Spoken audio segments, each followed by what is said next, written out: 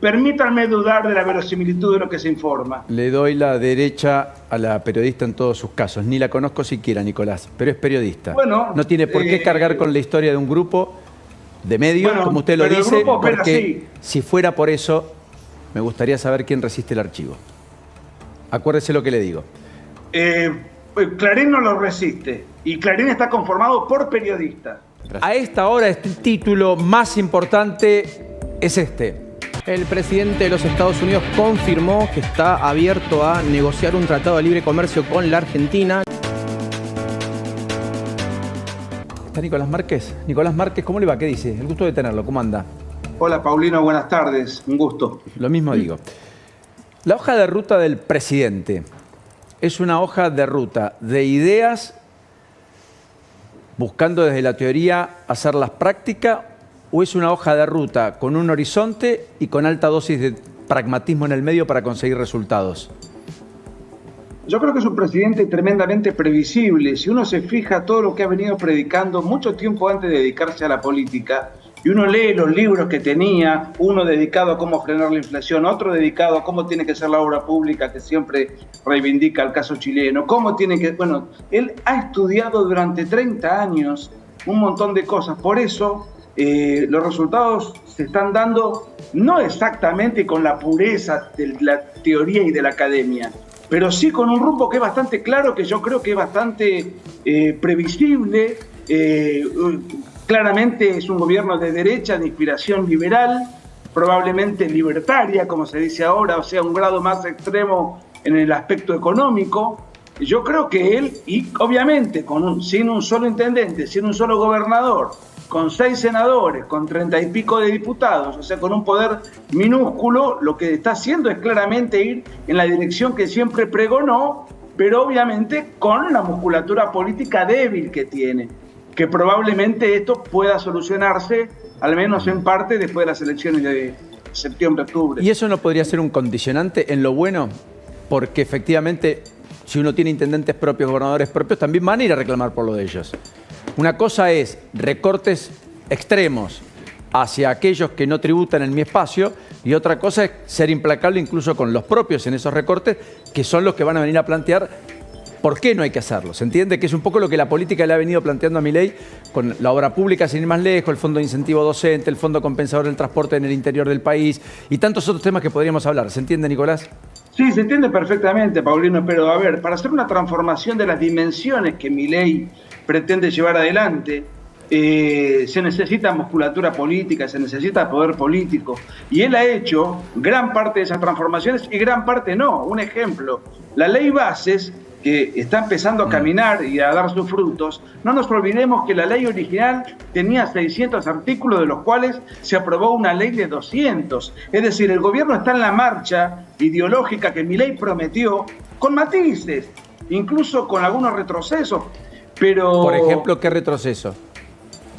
No, bueno, vamos a poner un ejemplo. Si yo quiero comprar un libro en Argentina, vale lo mismo el libro lo compre en la librería del barrio más elegante de Buenos Aires o de una choza periférica que venda libros, porque no se ha podido desregular, por ejemplo, el mercado de libros. Para un amante del libre mercado es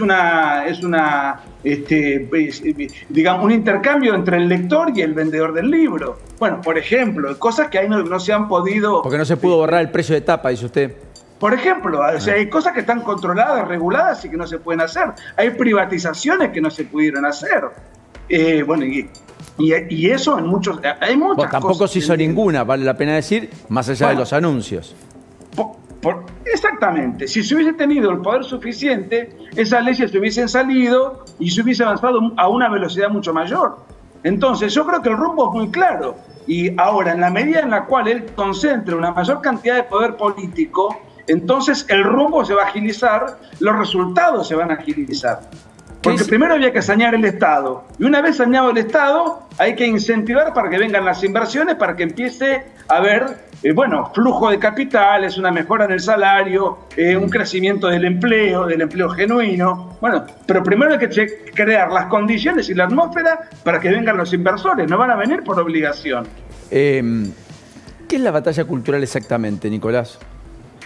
La batalla cultural es una batalla que tiene que ver con influir, persuadir sobre la opinión del público en el contexto de una comunidad política. De esto el kirchnerismo se encargó de influir lo máximo posible, controlando los medios de comunicación, haciendo un gran aparato, haciendo un uso del aparato estatal, multiplicando la influencia del Estado, los programas educativos para formatear, digamos, de alguna manera, el grueso de la opinión del público. Lo que hemos hecho algunos escritores y conferencistas es dar batalla denunciando esa agresión ideológica que considerábamos muy perniciosa, que no solamente es algo propio de la Argentina, sino que lo que se conoce ahora como wokismo es un fenómeno que se da en todo Occidente. Hay una reacción no institucional de carácter privado, de intelectuales o divulgadores o difusores que se oponen a eso, y que estamos haciendo con nuestras herramientas, intentando persuadir, desenmascarar y, dar pelea y batalla contra esas ideas que nos son impuestas, no surgen del seno de la sociedad de manera espontánea. Nicolás, aguárdeme un instante, nada más que tengo un urgente, porque le voy a pedir alguna reflexión, una última reflexión antes de despedirlo. Ya está Pablo Giuliano aquí con nosotros, un dirigente del radicalismo, presidente de la bancada en donde está Facundo Manes. Un placer, Pablo, ¿cómo le va? Pero a esta hora, este título más importante es este. El presidente de los Estados Unidos confirmó que está abierto a negociar un tratado de libre comercio con la Argentina. Lo dijo recién en conferencia de prensa ante una pregunta del colega de La Nación, de Rafael Matus Ruiz, confirmando un poco lo que venía buscando, ¿no?, el presidente Javier Milei, este guiño para empezar a un tipo de negociación con el presidente americano en esta guerra comercial que está sacando Estados Unidos. Bueno, Argentina tiene una posición privilegiada en este caso. Veremos cuánto dura, obviamente, una negociación que ya nos había dicho la gente de la AmCham, puede estar entre 4 o 5 años hasta que sea finalmente concretada. Pero bueno, es la noticia del día. Obviamente Estados Unidos confirmando que tiene esa intención de abrir el mercado, un tratado de libre comercio con la Argentina. Sería otro gol que se anota Javier Milei en esta relación tan fructífera hasta ahora que tienen con el gobierno americano, ¿no? Con un solo elemento para matizar, que es que nada es rápido, nada es veloz. Claramente, sí. Un tratado de libre comercio puede demorar, dijo acá Alejandro Díaz, titular de AmCham, entre 5 y 7 años. Sí. Tienen que homologarlo los congresos de ambos países. Tal vez ni siquiera sea un fruto que pueda recoger el propio Milei aún siendo reelecto, solo para ponerlo en contexto de tiempo y plazo. Ahora, como hoja de ruta, por supuesto que es muy promisoria para muchos, también implica un nivel de apertura económica que va a generar efectivamente reacciones. Así que totalmente lo uno y lo otro, pero es la primera vez que Trump, frente a nuestra pregunta, la del diario La Nación, de nuestro colega Matus Ruiz, efectivamente confirma que está dispuesto a negociarlo. La respuesta de Trump ante la pregunta de Matus, que es justamente corresponsal de La Nación en Estados Unidos, es: consideraría cualquier cosa, y le vuelve a hacer un guiño a Javier Milei diciendo: creo que es un gran líder, está haciendo un gran trabajo, está haciendo un trabajo fantástico, resucitó al país del olvido. Claro, muchos elogios aparte, ¿no?, de decir que está avanzando, parte de lo que ya viene diciendo el presidente de Estados Unidos. Ahora, Clever Caron, o Carone, funcionario de alto rango en los Estados Unidos, había dicho esta misma mañana, por lo cual pregunta Rafa al propio Trump, que no estaban pensando en nuevos acuerdos de libre comercio. Claro. Trump, sin embargo, el mismo día, eventualmente desautoriza a su funcionario y dice: no, sí, con la Argentina podría pensar en cualquier acuerdo. Es interesante. Podemos compartir el video solo un instante para ver el momento en el que Trump lo dice. A ver. El presidente Trump ha sido muy claro en el sentido que no estamos buscando nuevos tratados de libre comercio. Lo que queremos son tratados de comercio justos y equitativos. Y en ese sentido, obviamente quisiéramos trabajar con Argentina. Creo que hay una oportunidad de trabajar con Argentina. Pero yo creo que algún tipo de acuerdo que pueda proporcionar más inversiones, oportunidades. Pero los acuerdos de libre comercio, como se conocían en los años 90, ya esa etapa en nuestra historia terminó. Entonces, ¿qué sería? ¿Un acuerdo de promoción de inversiones? Yo creo que es mucho más factible un acuerdo de promoción de inversiones que un acuerdo de libre comercio. Que incluso sería más veloz. También vale la pena decir, por lo que decía Clever Caron, a Andrés Oppenheimer, nuestro colega de la CINER, ¿no es cierto? Bueno, título y capítulo del día, yo diría no menor. Nicolás, perdón que te retuve, pero era importante este aspecto. Solo la última pregunta es si vos crees que lo de Santiago Caputo fue impropio. Independientemente de la locución de Manes, el cruce con el presidente Milei, si vos crees que lo de Santiago Caputo no correspondía. A ver, se trató de un diálogo tenso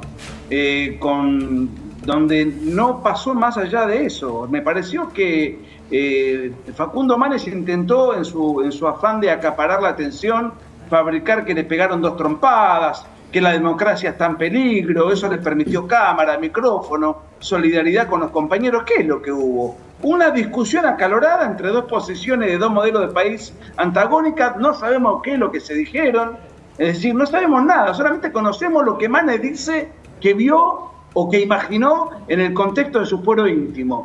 Me parece que fue un episodio, bueno, como dijo Milei. Ahí está la colega de Clarín que certifica lo que Manes dice que Santiago Caputo le dijo. Respecto, ya vas a conocer de mí, una cosa por el estilo, lo vamos a poner con rigurosidad también en un ratito. Pero yo decía el acto de increpar a un diputado por parte de alguien que es el trípode del poder, según definió el propio presidente Milei junto a Karina Milei, sí, y que no tiene rango de ministro en el gobierno, y que en vez de ir hacia la puerta de egreso, sí, voltea el cuerpo, se va hacia el otro lugar para hablarle él al propio Manes. ¿Se entiende lo que digo? Sin otra cosa que no sea si eso fue apropiado. Después lo otro es todo discutible, la justicia dirá la última palabra, cada uno tendrá sus argumentos. Pero ese aspecto, ¿no te parece un error, Nicolás?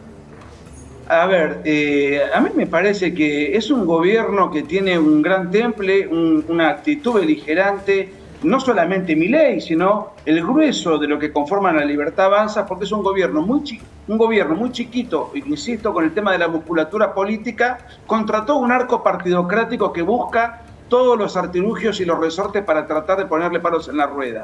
Que en este seno se haya dado una discusión entre un asesor y un diputado, una discusión acalorada de segundos, en donde no hubo ningún tipo de agresión física de ninguna naturaleza, en el seno de un evento parlamentario donde el presidente era el protagonista. La realidad es que me pareció casi una anécdota, me parece una magnificación enorme.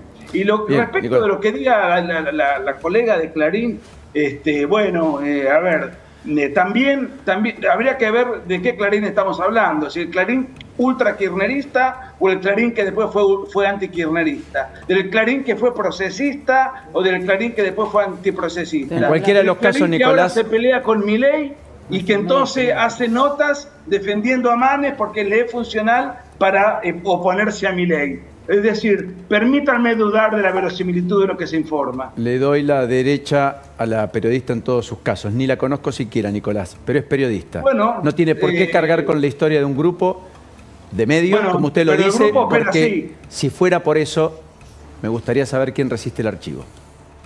Acuérdese lo que le digo. Clarín no lo resiste, y Clarín está conformado por periodistas. Sí, grandes periodistas, que pueden gustar más o menos lo que dicen, que pueden tener errores, que pueden tener algunas malas intenciones, inclusive acá y allá, en cualquier lugar, sí, pero que no dejan de ser periodistas que están dando fe de un hecho. Justamente los periodistas a los cuales se les limitó el acceso, se los restringió, se los acotó, se los intentó reducir a la mínima expresión para que, entre otras cosas, quienes miramos la cadena nacional, cuando Milei decía lo que decía de Manes, no sabíamos por qué lo decía, porque jamás Manes apareció en imagen. Pongo Manes como puedo poner a Nicolás Márquez mañana, si es diputado, Paulino Rodríguez, Leandro Gavín, Lourdes Marchese. Sin más ánimo que ese, Nicolás, simplemente no quería dejar de decir. Yo le agradezco la conversación. Usted pone su profesión de fe en favor de los colegas de Clarín. Yo me permito dudar, simplemente eso. La duda es importante. Construye una mejor noticia, eso no hay duda.